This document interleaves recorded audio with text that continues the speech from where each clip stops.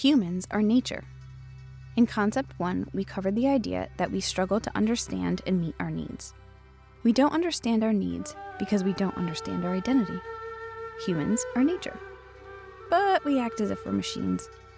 We select parts of ourselves to optimize while ignoring or trying to remove other parts.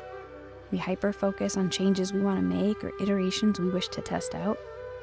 We fill ourselves with the lowest grade of fuel to save money and time, and perform maintenance only when there are warning signals. We kick ourselves in disappointment when we don't perform optimally and fantasize about upgrading to a better model as we further neglect our disappointing selves. We live in absolute confusion about why we can't seem to stop sputtering whenever the road gets a bit steep.